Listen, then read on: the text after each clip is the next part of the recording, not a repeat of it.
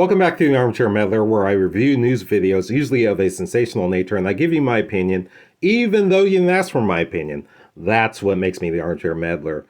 So, wow, I wasn't even sure if I was going to do this video because it is creepy.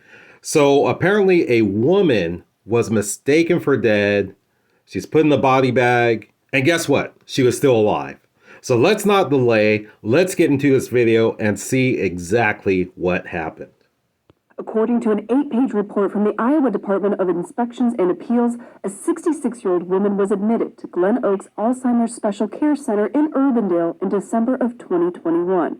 Just over a year later, on December 28th, she was admitted to hospice care. The report details that just 6 days later, January 3rd, a licensed practical nurse pronounced the woman dead. The nurse noted the woman's eyes were fixed and there was no breath sounds.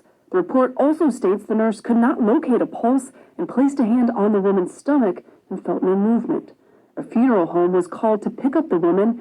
In the report, the funeral director said they saw no signs of life from the woman and placed her inside a cloth bag and zipped it shut. When the woman arrived at the funeral home, staff zipped open the bag and found the woman's chest moving as she gasped. Okay, so that right there, that is like the worst nightmare. Because the thing is that when someone dies, it's like, how do you actually determine that that person has actually died? I believe that this sort of mistake happens more often than it's actually reported, because it's a difficult thing to tell. I'm sure this happens fairly often, but this is quite scary. Thank goodness it didn't get to the point to where she's put in the freezer or even the embalming process, but this gives me chills up my spine. Let's continue. For air, the funeral home then called 911. When first responders arrived, they found a pulse and the woman breathing, but no eye movement or verbal response. She was taken to the hospital, then released back to Glen Oaks on January 3rd for continued hospice care. 2 days later, on the 5th, she passed away, surrounded by family. Okay, so that's kind of what I figured, is that eventually that she was going to die. But yeah, like I said, that's just scary for someone to be pronounced dead, and then later on for it to be found out that they're still alive. But and I can only imagine the emotions that the family went through. That was like an emotional roller coaster. You think your loved one has passed away and you're sad. Then you get a call that says, hey, she's still alive. And you're probably in complete shock, almost to the point of fainting. And then a few days later, your loved one passes away. I just can't imagine that.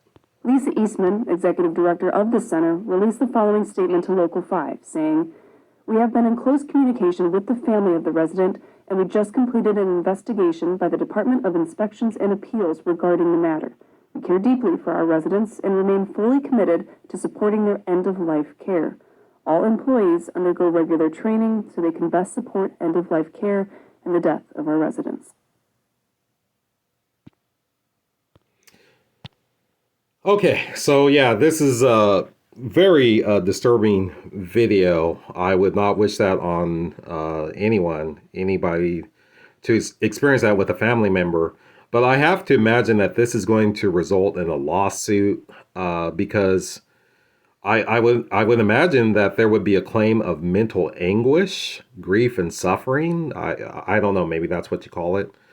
But yeah, that emotional roller coaster of your loved one being pronounced dead, then they're being pronounced alive, and then a few days later, they're deceased. So I just can't imagine. But yeah, this was a disturbing video for sure. The story is disturbing. Condolences to the family. Yeah, I don't know what else to add, but yeah, this is just a very sad story. But I hope that you will subscribe to the channel. Also give this video the thumbs up. More videos are coming soon. Once again, I am the Armchair Meddler. Peace.